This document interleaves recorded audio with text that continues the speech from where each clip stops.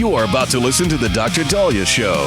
Sassy, stimulating talk radio. And now, here's Dr. Dahlia.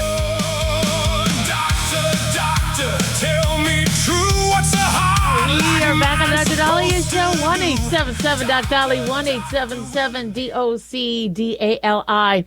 So you'll see this headline saying cancer cases worldwide are about to explode, where we are going to have a huge number of cancer cases. And I know people are saying, well, what happened? Who got exposed to what? Who nuked who? There's this global review looking at what's going on overall. They definitely find inequities as it pertains to access with lower income countries, countries that don't have as much ability to diagnose, access to MRIs and CAT scans, etc. And according to the World Health Organization, they say 1 in 5 will develop cancer.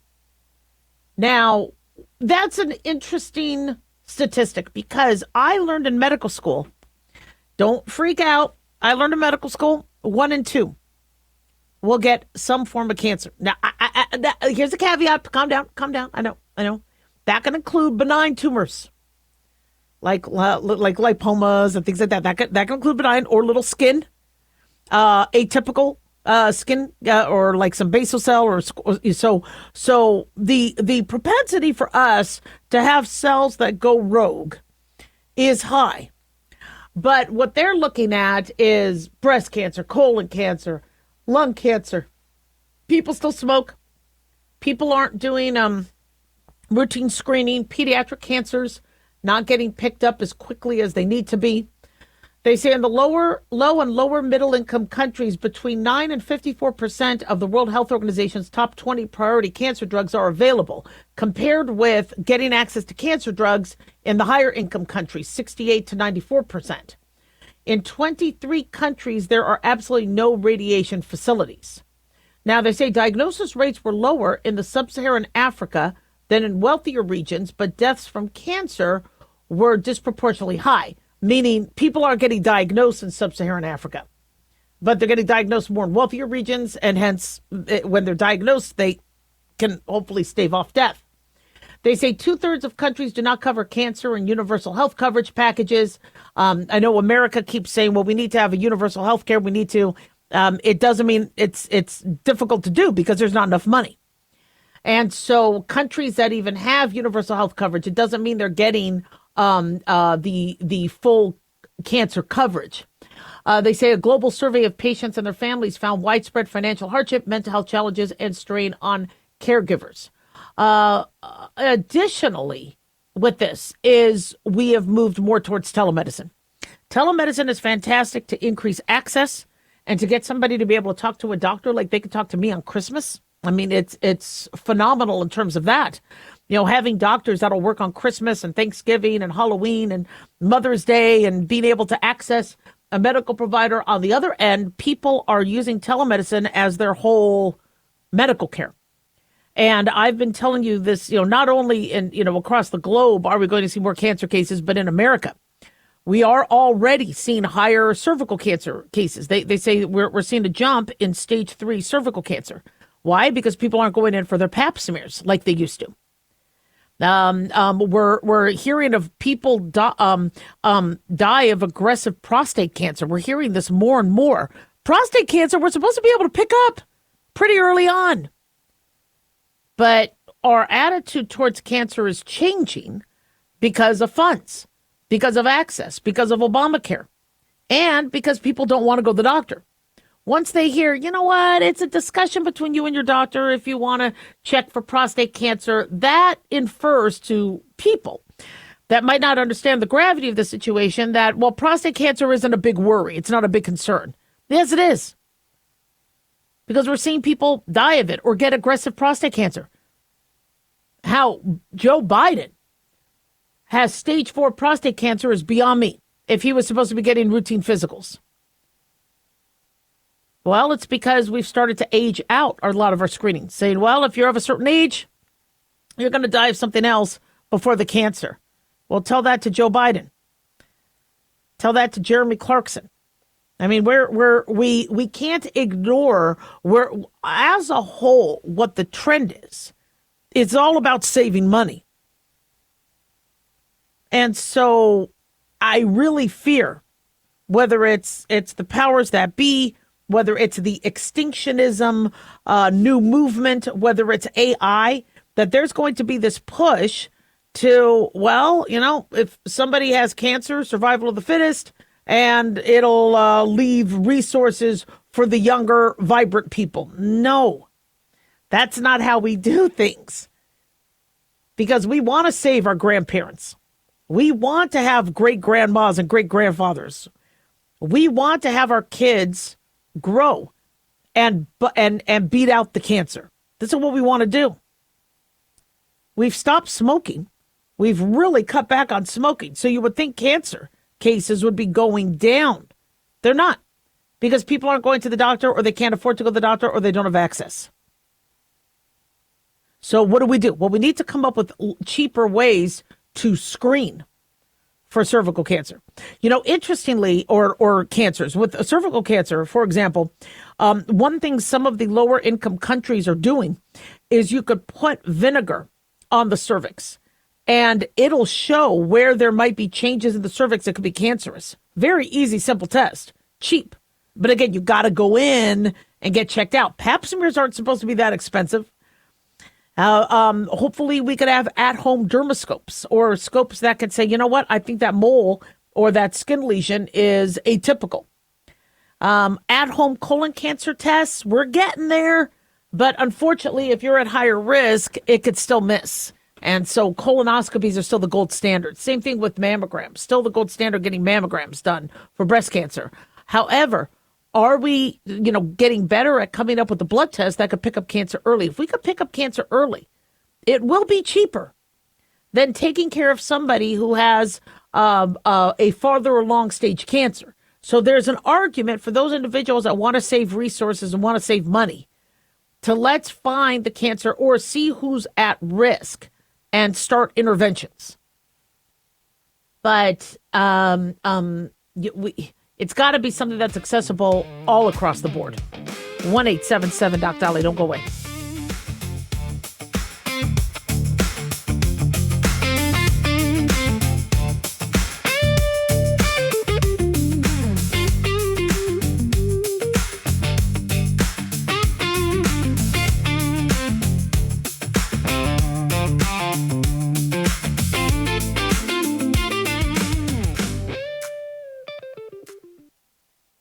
Have you ever thought you'd like to buy and sell houses but didn't know how or where to get the money? My name is Ron LeGrand, and over the past 40 years, I've bought over 3,000 houses without using my money or credit, and taught thousands to do the same. Today, even in a virtual environment, we buy nice houses in nice neighborhoods using no banks, realtors, contractors, or other costly entanglements, and build huge cash flow and wealth without the hassle of tenants, all without credit and little or no money. You don't need a license or experience, and I'll show you exactly how it's done. Text FREE to 99799, and I'll send you my free training. I promise you I'll change the way you think about real estate and open the door to a new lifestyle that doesn't involve risk or rehabs and can quickly replace your current income. Text FREE to 99799, and let me show you how to take your life back and build cash flow and wealth from your home. That's FREE to 99799. Again, FREE to 99799. Hi, it's Mark Falter, host of the Financial Fitness Show. I strongly believe that no one should ever pay 1 penny more in taxes than they are legally obligated. Unfortunately, for most hardworking Americans, this just isn't the case. Why? Because most people spend more time planning next weekend's getaway than trying to ensure they're going to pay less in taxes. My financial fitness team has put together some materials that I know are going to help you. It's the Tax Savings Kit. Tax Savings Kit includes 3 things: free tax analysis, top 10 ways to pay less in taxes, and an investor's guide to taxes. Now, how do you get it? Simple. 866-764-2635. Again, 866-764-2635. I'm Mark Falter. This is Financial Fitness, making personal finance profitable.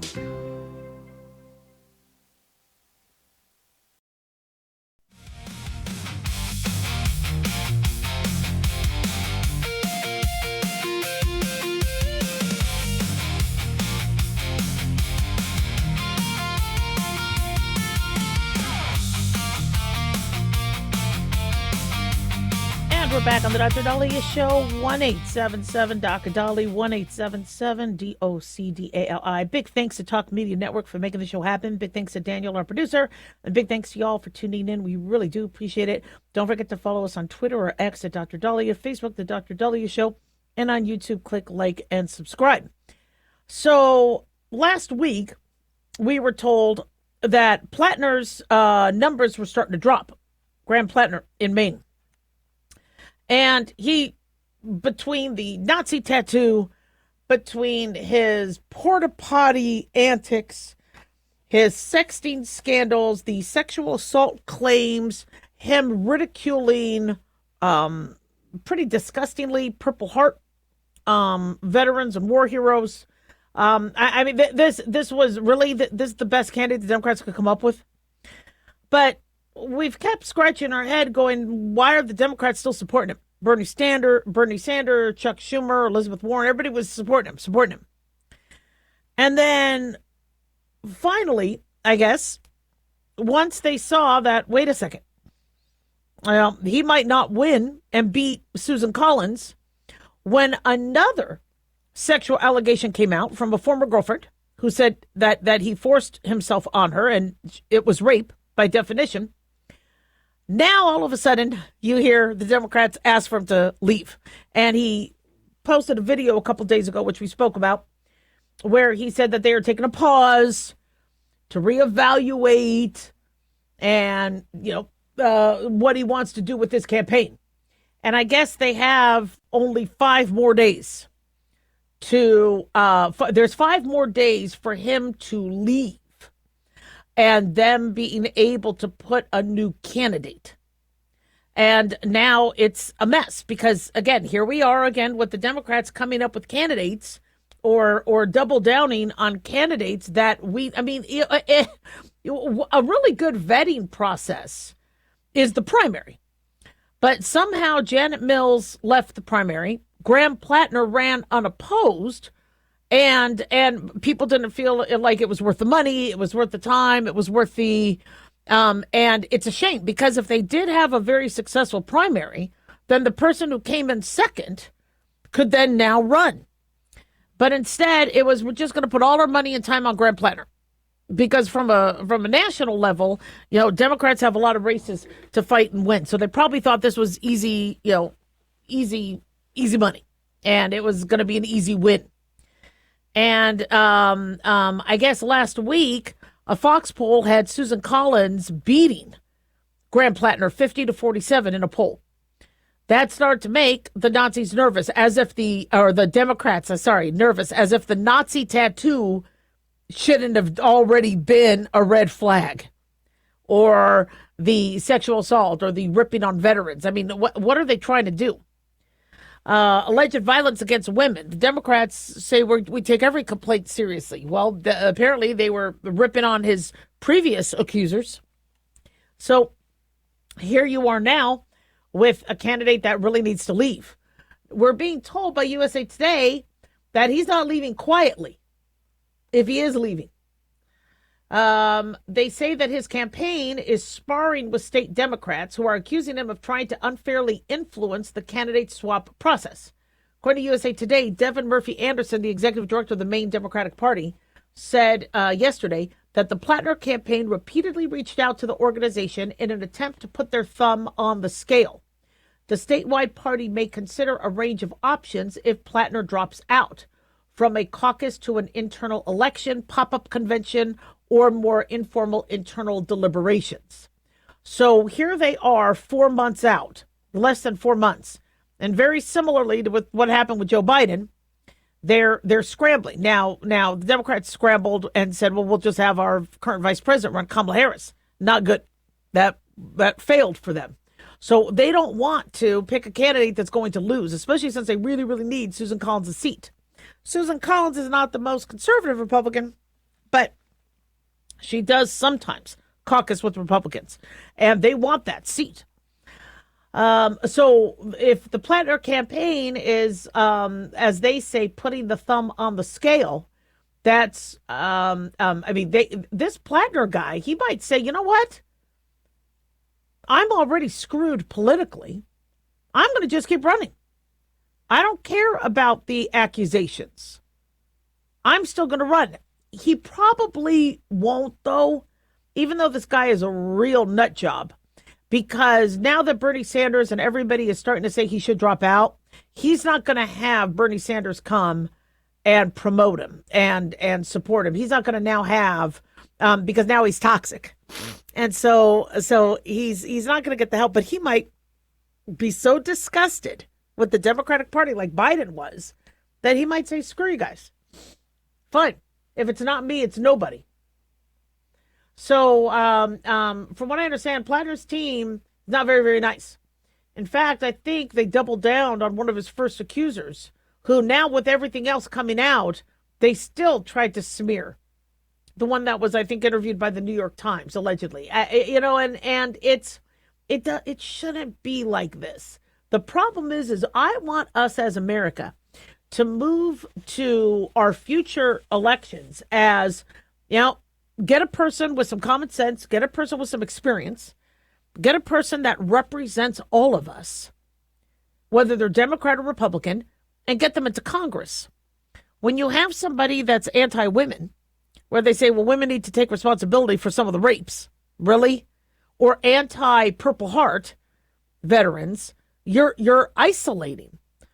Now, I would be a horrible Democrat and a horrible Republican because I would want to appeal to everybody. If you're an American, I would want to appeal to the average American. And what's happening is, there has to be this anti. I understand Trump's calling Democrats Democrats, right? And he, because it's all about the media, and he's very media savvy. I wouldn't be. I wouldn't go for that because I want Democrats voting for me if I'm running Republican, and I would want Republicans voting for me if I was running Democrat. And so what I would be doing is I would be platforming for secure border, strong economy, smart healthcare, not Obamacare, protection of girls in sports, LGBTQ rights in terms of marriage and health insurance. I would protect the life of the baby, but have abortion decisions and choices private with the mom and the doctor, so they aren't being thrown around this whole political back and forth. I wouldn't have taxpayers pay for abortions. I would have we would concentrate it back more to being, again, a private medical procedure between the mom, the doctor, and the father of the baby. I would, and so keep the government out of it. So whether that's Democrat or Republican, I don't know. I don't care. But you want to appeal to America as a whole. Americans want public safety. Americans want a strong economy. They don't want to be, they don't want to hear that their candidate doesn't like them because they got shot while on tour of duty. They don't want to hear that they are at fault for their assault. Really? Any of us who have been assaulted, including myself, that's disgusting. Do some women do stupid? And could they accidentally be putting themselves in very precarious positions? Yeah. But that doesn't mean the actual rape or assault is their fault. It means they have to remember that they're being hunted, that there's predators. Same thing with kids. Would you blame the kid for getting abducted and kidnapped and trafficked? No. Grant Platter's an absolute idiot. I don't understand how the Democrats could have even supported him from the beginning. The fact that the Democrats supported him with the Nazi tattoo already shows you where the Democrats are going. It's disgusting. So I do believe that Grant Platter will leave because if he's not getting any funding, if nobody's going to help him fundraise, he can't then do the commercials, do the ads. He has to play defense, and he's a crappy candidate, and the Democrats are embarrassed. I don't know why they doubled down. Address these problems early on. And it's interesting because some people are comparing Grant Platter to Trump. Really? Trump has a Nazi tattoo? Trump is making fun of Purple Heart veterans? Trump is, he makes fun of people, but he's not disenfranchising the military. He's not telling women they're at fault for getting raped. This is ridiculous. So it'll be interesting to see what happens in Maine But lessons should be learned. See, my issue is I want the Democrats to learn lessons. I want Republicans to learn lessons to improve and be better. And it looks like the Democrats didn't learn a gosh darn thing with the whole Biden debacle. I understand loyalty. That's very, very nice. But then you could say, look, we'll give Joe Biden a role. You didn't have to make him president in 2020, which was a complete cluster. 1-877 Doc Dolly, don't go away.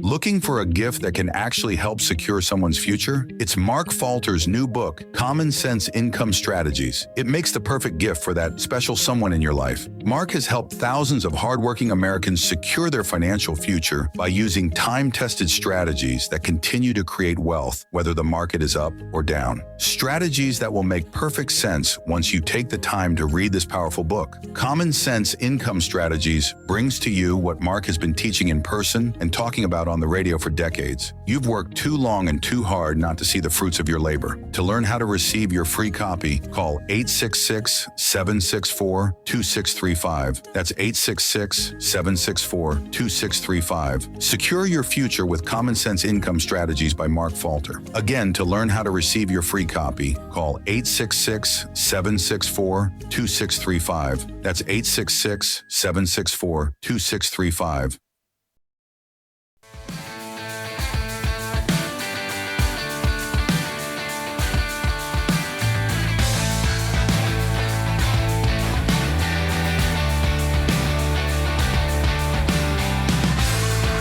You're back on the Dr. Dolly Show. 1-877 Doc Dolly, 1-877-DOCDALI. Big thanks to Talk Media Network for making the show happen. Big thanks to Daniel, our producer, and big thanks to y'all for tuning in. We really do appreciate it. Don't forget to follow us on Twitter at Dr. Dahlia, Doctor spelled out. Instagram at Dr. Dahlia. I'm on Instagram too. I forgot about that. Facebook, YouTube. Click like and subscribe. And just listen to the show. All right, here we are. And I appreciate you guys listening. So I went grocery shopping yesterday. I try to go grocery shopping no more than once or twice a week. I love leftovers, but the family doesn't. And so, if I cook something for the next few days, I don't know if anybody's going to eat it. They'll be like, okay, well, let's go to Roberto's, right? Or Rubio's, or it's Taco Tuesday. I got to remember, don't cook anything on Taco Tuesday because I like Taco Tuesday. But I go grocery shopping and I get some ground beef. I get some chicken. I get some squash, butternut squash. I get some asparagus. I could cook, although my husband cooks better and he likes to cook. So sometimes I let him do it if I'm busy, seeing patients online. But if not, I like to cook. I already had cheese and rice in case I want to do an arroz con pollo because that's like my favorite dish. Chicken, rice, and cheese. I could eat that all day long. But I already had cheese at home. I got some ice cream. I really don't like to buy ice cream and buy a lot of sweets, but it was hot and I was like, oh, to heck with this. I want some carbs. So I bought some ice cream. I bought some cherries. I got 2 small boxes of cereal, and I know we're not supposed to be drinking this, but because the kids are doing a road trip and he's doing a road trip, rather than them spending $4 for a cup of Diet Coke, I got some soda. And the soda deal was buy 3, get 3 free. So, and for one of those 24, is it 24 or 12? One of those 12 packs for $11.99, you're like, okay, you know what? That's still cheaper. I'll get some, and hopefully that lasts the rest of the summer. Don't be drinking Diet Coke. I got out of that grocery store for $147. And I did get a little sushi. I wanted sushi for lunch, so I got a roll of sushi, which was $8.99. And then I got some chicken salad. The sushi was good. I already threw it out. Otherwise, I'll show you what that is. But $147. So is that going to feed the family for a week? No, it could. I know how to get that to feed the family for a week. We already had milk. We already had some cheese. We have fruit. We have the vegetables. I could make it work. But no, it's probably only going to last a day or two. And groceries have been ridiculously high. Eggs have gone down. I noticed the beef has gone down. Beef has gone down a little bit. The chicken is getting cheaper. Because remember, chicken got really expensive a couple years ago because of avian flu. Milk is, it goes up and down. We don't drink a lot of milk. We don't eat a lot of dairy, but I'm getting to that age where I got to worry about osteoporosis, so I'm taking in some more milk. But it's still more expensive. I can't stand walking into a grocery store and not leaving, without spending $150, and I feel like I got to come back in 2-3 days. And I didn't buy Waters. Actually, if I bought Waters, that probably would have even been more expensive, but we already got Waters previously. So Walmart, Sam's Club, I believe Target, some big retailers are saying that they're going to be dropping the prices. Trump said he asked them to. So that was really, really nice. So we didn't hear about, a couple days ago, we heard that they were dropping prices. Nobody mentioned Trump, but Trump said that he's the one that asked them to lower prices in the summer because of the bump in prices. Inflation is not as bad as it used to be, but we still have inflation. So some of the price changes is they're going to drop Coca-Cola products from $9.97 to the 24-pack from $14.97 to $9.97. We really should not be drinking diet soda.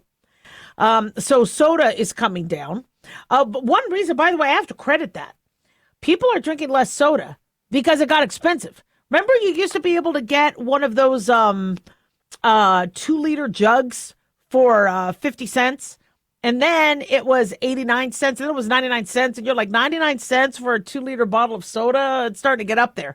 Then it went to $1.99. Now it's ridiculous. Soda pop is expensive. And I don't know why. I mean, we don't have a soda shortage, but that's gotten really ridiculously expensive. And so people have then cut back on drinking. Good. Don't drink the stuff. You really shouldn't be drinking soda. But that's where it is.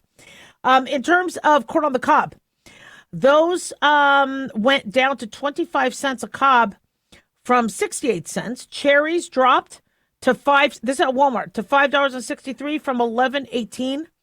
1 pound of ground beef rolls, those big, I don't really like getting my ground beef that way, but they say it's fresh. 73% 73% fat ground beef rolls were reduced, or less fat, $5.94 from $6.74. So they've lowered ground beef, they've lowered soda, etc. So Julie Barber, executive vice president of Walmart, said customers count on Walmart to deliver the value they need every day, and summer is no exception. So interestingly, with and remember, Mark, chicken wings and hot dogs, all of those going down. I wish the healthy food, I wish we'd see a lot more of the fruits and vegetables and the whole grains drop. But in terms of the cookout food, which a lot of people want, a lot of people get because they're trying to cook and save money, yeah, they're dropping the prices. I'll take it. Walmart has especially always been ahead of the curve. Walmart's marketing team is smart. They see what's coming. Remember when they started to, this was in the early teens, where they said they're going to pay everybody at minimum $10 an hour. And then they were, okay, we're going to do $12 an hour. And everybody's like, wow, Walmart's paying everybody more. Well, it's because the states were already passing higher minimum wages in California, Seattle, Washington. So Walmart already saw the writing on the wall. So they're like, well, we'll make that announcement so we get the press. They're very smart about that. They see what's going to happen. So they jump the gun. They do it first. And they get a whole bunch of free marketing, which kind of counteracts the extra expense. So they probably saw that Trump was going to say, guys, you don't need to be charging that much for eggs. Eggs are cheaper now. You don't need to be charging this. Drop the prices. And Trump said this is at his behest, where he already asked them. So now they're getting the publicity. People are like, all right, great. Food is going to be cheaper there. They're going to go there. I think it's good. It's a win-win. You bring down the prices. You increase demand. As long as you have good supply, I'm a fan. But there's ways to eat cheaper, and we just don't do it like we should. And I really think we need to go back to the Jesus plate. Or if you look at the Last Supper, if you look at what happened in biblical times, their plate size were not big platters like you get at the Circus buffet. They're like a saucer. And it's interesting because whenever I eat at my house, I reach for the saucers so I don't put that much food on my plate. So one is portion control. If you're going to eat a piece of meatloaf, you don't have to have a half a meatloaf. You can have a slice. Slice of meatloaf is plenty of meat. You get plenty of vitamin B, get plenty of amino acids with just one slice. You don't need to have tons of it. Or an apple, a celery stalk, a corn on the cob. A burger. Do sliders instead of big, huge burgers. Now I understand you need more bread, but having two little small burgers make you feel like you're having one big, greasy burger.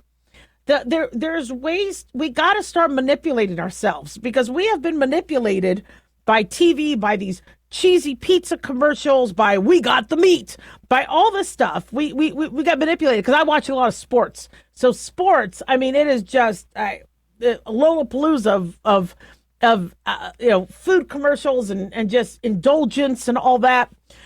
You don't have to buy alcohol. You really want to cheapen up your meal, make it less expensive. Don't drink alcohol with it. Drink water. It's interesting. We used to cook putting corn flakes or something. If you don't have enough beef for your meatloaf, you could fill it up with egg or corn chips or no, not what was a Special K? Cornflakes, things like that. There's ways to bulk things up. And eat your vegetables first. Drink your water first. Drink a glass of water before you start to eat. We'll get skinnier. Do cookouts. Do potlucks. Look, we got some groovy music. Sorry about that. Oh, see, even my computer likes that. But do potlucks where everybody brings something, so you only have to concentrate on one dish. And with everybody bringing something, everybody gets a little something, you fill up. But good for Walmart and Sam's Club. I'm glad they're dropping prices. 1-877 Doc Dolly. Hi, everyone. If you've been injured in an accident and think you deserve compensation, listen up. Because we have legal professionals standing by right now to answer your questions for free. We'll help you find out if you have a case and how much it's potentially worth. If you were hurt in a car accident, truck accident, motorcycle accident, rideshare accident, slip and fall, or any other type of accident, call our 24/7 hotline now and let us help you find out how much your case is potentially worth. Call 800-978-6800.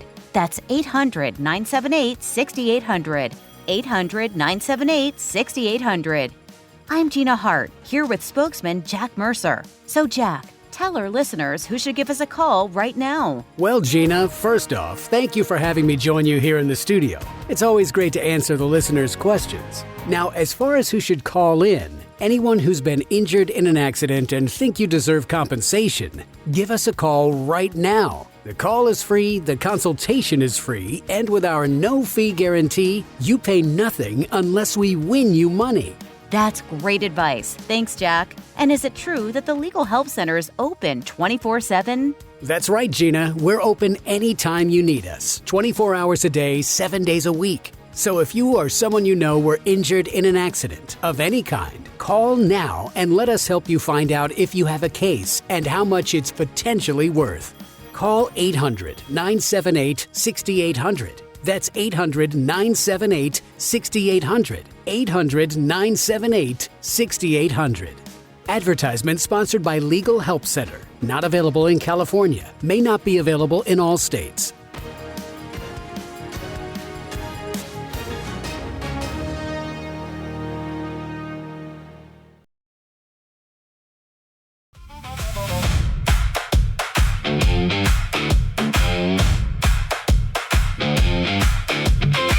We're back on the Dr. Dolly Show, 1-877 Dr. Dolly, 1-877 DOCDALI. So, should you scratch your itch? Is that good for you or bad for you? Well, depends. Why do we scratch? Why do we itch? If it wasn't an evolutionary advantage, why would your body do that? Well, I look at it as the reason why you itch is because you don't know what's going on with your tippy toes, your ankles, your inner knee, or you're just going about your day. When the body wants to alert you that something is going on, it gives you an itch. Now, is it from a mosquito bite? Is it from chicken pox? Is it from, I don't know, a sore. And so we always tell people not to itch. And overall, there's ways, much healthier ways to deal with your itching. Itching can cause more problems than not. But itching, there's a reason for the itching. So let's say you get a splinter, or let's say you have you got something in your body that's starting to abscess up. Your body sometimes is making you itch because it's trying to have you get that out. We don't want you touching abscesses or pimples or things like that, but that's the body's way of trying to get it out if the body's trying to push it out. Like what you see with acne and abscesses and things like that, what happens is if there's something foreign, a bacteria or something, your body walls it off, starts to fight it, it makes the pus, and then your body tries to push it out into the world. And which is why we want you to wash your face and not get stuff in there. We don't want you to pick anything, but your body, I know some people want to speed up the process, but let the body do what it has to do, and unless, of course, you have an abscess that needs to be drained, then let us doctors and medical professionals do what we have to do. But itching reminds us that there's something that happened to us. We got bit by a tick. We got bit by a mosquito. You never feel the mosquito when it's on you because they, or a tick that's on you because they blow a anesthetic, local anesthetic, so then they could feed without the host knowing. Then they leave, or they may stay embedded like a tick, and then you notice it later when the anesthetic wears off, and you're like, what the heck is this? But you keep hearing doctors say, stop scratching your itches. Like, for example, like with the mosquito bite. Fox News is talking about mosquito bites. What I recommend for a mosquito bite is, I don't like ice directly onto the skin, but cool compresses stop the itch. If you put cool compresses, it doesn't itch. Sometimes a little steroid cream helps. Calamine lotion or Caladryl might help if you don't have any contraindications or allergies to it. But if you do scratch, that could cause more inflammation. Why are you itching? Well, you got the histamine release, you got blood trying to flow and fight off whatever got injected from the mosquito bite or from the tick bite or whatever. And so the body is trying to fight and do what it needs to do. So it getting red, it getting inflamed is a part of the healing process. But you could exacerbate it, interfere with it, and make it worse the more you scratch. If you break the skin, now the body has to also deal with possible infection from you breaking the skin. So interestingly, there was a study looking at itching, scratching, and inflammation from the University of Pittsburgh. And Professor of Dermatology and Immunology Daniel Captain applied an allergen to the ears of mice to trigger an allergic contact dermatitis or an eczema-like inflammatory skin condition. And the mice developed a type of skin reaction like you would get with poison ivy or nickel allergy or, let's say, a skin product. And what they wanted to do is look at the difference between, what the process was between the itching and the scratching and the inflammation. And one group of mice was designated as normal, while another group was genetically modified to lack the itch-sensing neuron. A set of mice was allowed to scratch freely, do whatever you need to. The other couldn't scratch. And they were given one of those Elizabethan-style collars. You know how, like, when a dog gets his spayed or neutered, they got to wear the collar, and they're all embarrassed by that because the collar, they can't then lick or scratch or chew up their surgical site. And the researchers found that scratching activated mast cells as part of the body's alarm system, that the scratching would activate more mast cells. Mast cells release histamine and other inflammatory chemicals that cause itching. Sometimes they activate when they shouldn't, and then you could get more of an allergic reaction. And the researchers found that the mice that scratch freely release more substance P, a signaling molecule that activated more mast cells, causing increased inflammation and a prolonged itch-scratch cycle. So I notice when I get bit by a mosquito, if I don't itch it, it heals faster.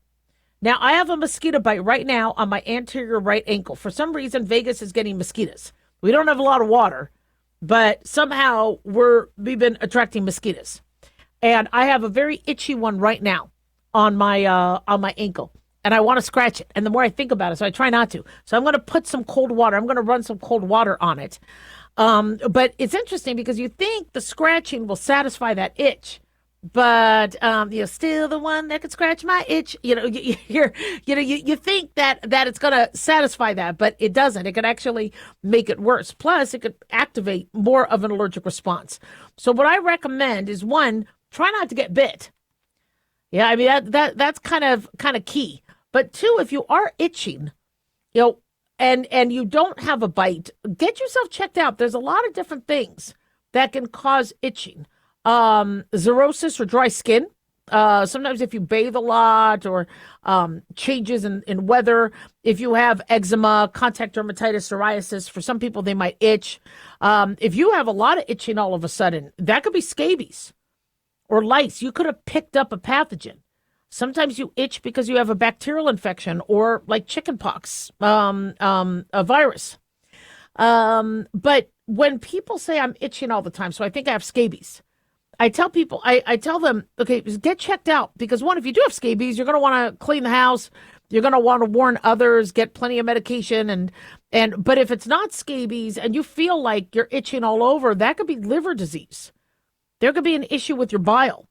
Hepatitis C could cause generalized itching. Sometimes chronic itching could be from kidney disease because of uremia that was allowed to increase in concentration because your kidneys aren't working well.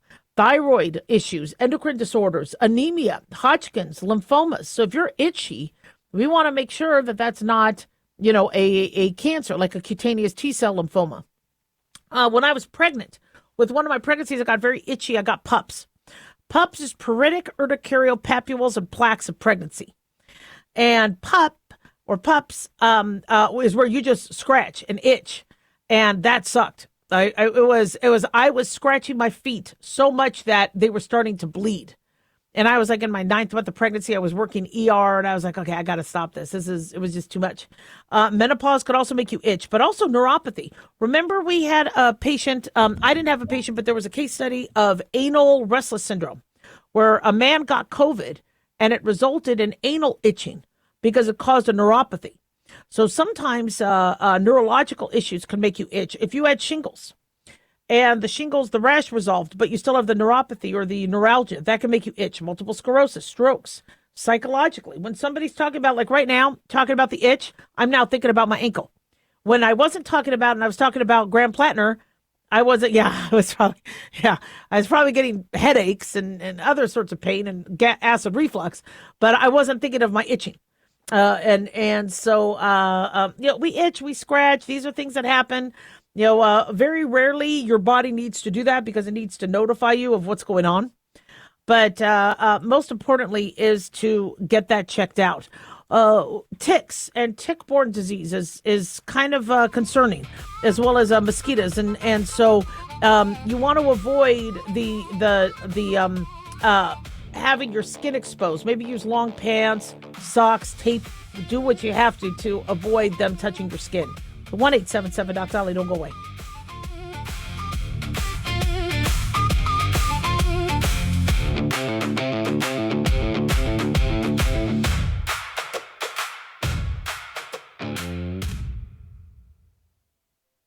Looking for an easy read that can actually help secure someone's future? Pick up a copy of Mark Falter's book, Common Sense Income Strategies. For the past 30-plus years, Mark has helped thousands of hardworking Americans secure their financial future by using strategies that continue to create wealth, whether the market is up or down. Strategies that will make perfect sense once you take the time to read this powerful book. Common Sense Income Strategies brings to you what Mark has been teaching in person and talking about on the radio for decades. It's not rocket science, it's a pretty easy read. You've worked too long and too hard not to see the fruits of your labor. Common Sense Income Strategies is available now on Amazon or by calling 866-764-2635. That's 866-764-2635. Common Sense Income Strategies by Financial Fitness Show host Mark Falter. Secure your financial future today.